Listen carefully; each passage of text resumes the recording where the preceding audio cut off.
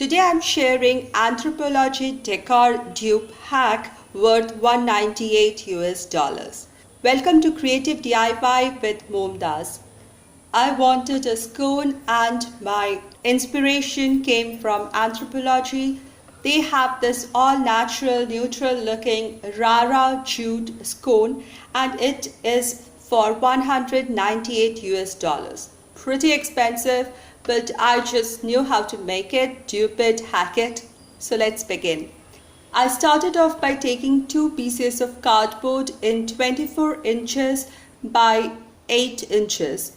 So I took one of the pieces and started rolling it so as to form the half cylinder shape.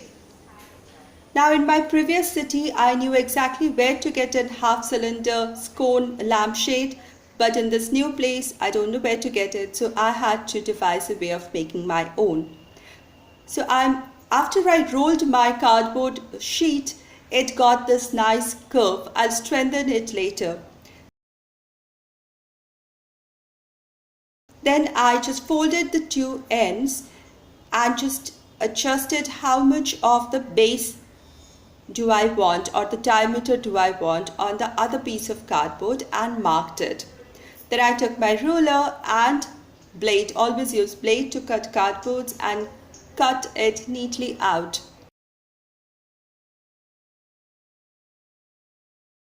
Now when I fold the two edges of the curved cardboard, say about 1.5 to 2 inches inside, I can fix it to the flat base and get my half cylinder scone shape. Now before that, I also need some space on this curved area from where the light will shine through, and therefore I took my ruler and I have kept an edge of about 1 inch all around and cut a cylindrical piece from inside so it forms a little pocket, empty pocket. Now the next thing, I have these wires with me. These are for the gardening purpose, measuring the length of the curved surface and then cutting two pieces out of it using a plier.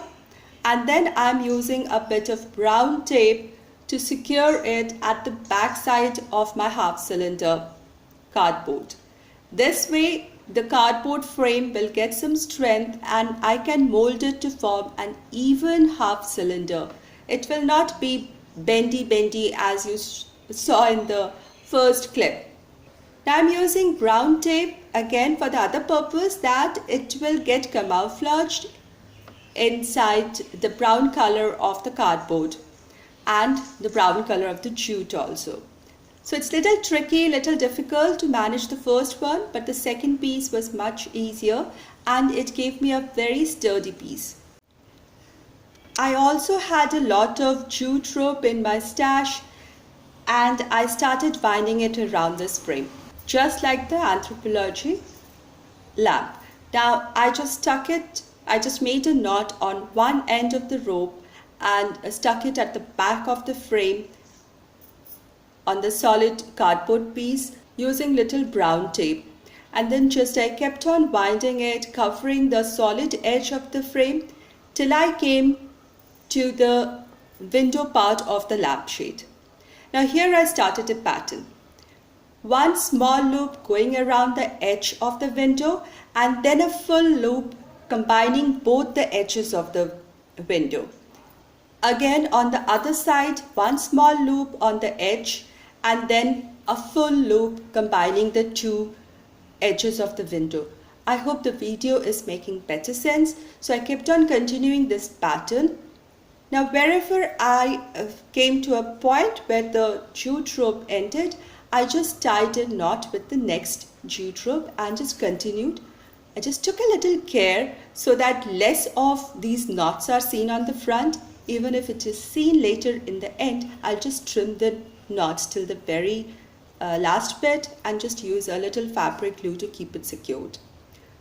Jute is a natural fabric, so a little bit of irregularities is normal and natural and looks good as well. Another reason for using this pattern while binding the jute rope is that it's not only decorative, but also it gives a little mesh so that the light can filter out from it and you have a beautiful pattern forming on the walls as well as give more light around.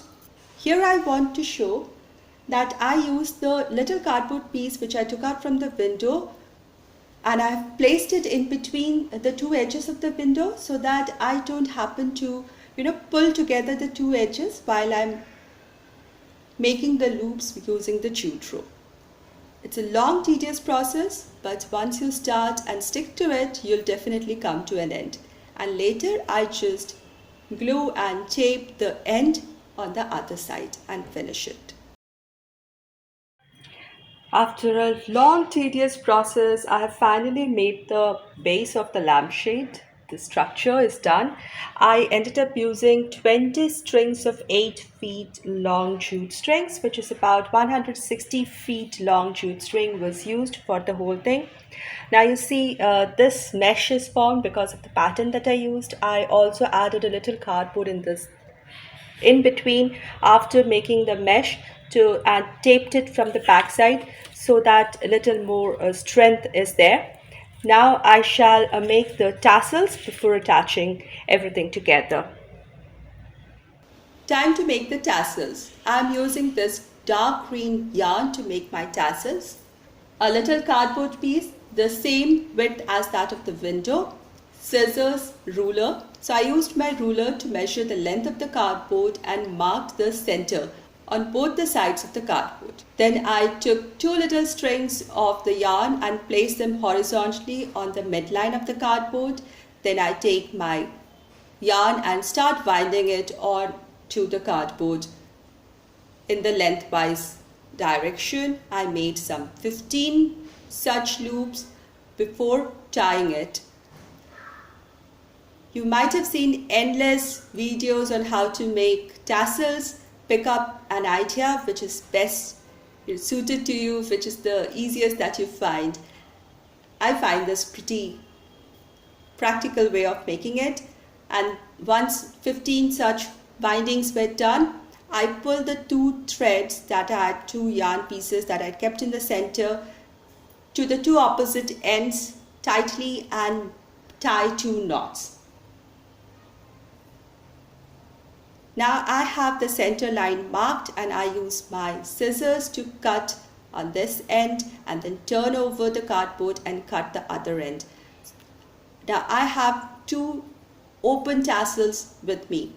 Then I take some more of the yarn and I just hold it and tie the neck portion and make two loops and knots and then cut it. I think the video is better explanatory. So it's easy to make a tassel. I go ahead and make multiple of them ready to go onto the bottom edge of my Anthropologie inspired scone lampshade. I made about 24 tassels and now I'm ready to attach it to my scone base. I took a fine woolen crochet needle because that's easier to work with it. I'm just pulling out one of the top yarn thread and tying two knots to secure the tassel onto the base. I'm securing it with the jute strings. So if you have an iron frame, you can secure it to the iron rod. This way I'll finish the whole of the base of my scone lampshade, attaching the tassels at even intervals. And later I shall trim any rough edges or extra loose, unruly strings or yarn which is poking out from the base. Today I am so happy to join my dear friends Yani and Diane from the channel Deco Easy for their collaboration High End for Cheap.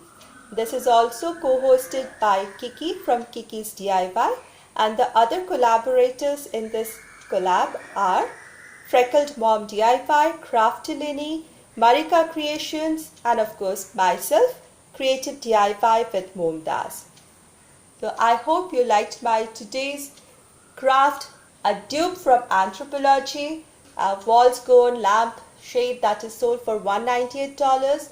I made it for just a couple of pennies because I had everything at home, so I didn't spend anything. But even if you count the cost, it will be too less.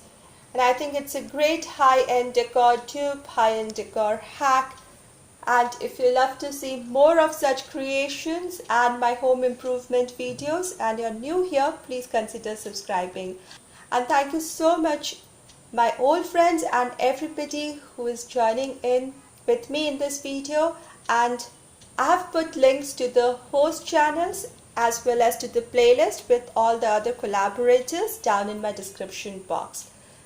Thank you so much everybody for giving your time and support. I'll see you very soon. Take care and be creative.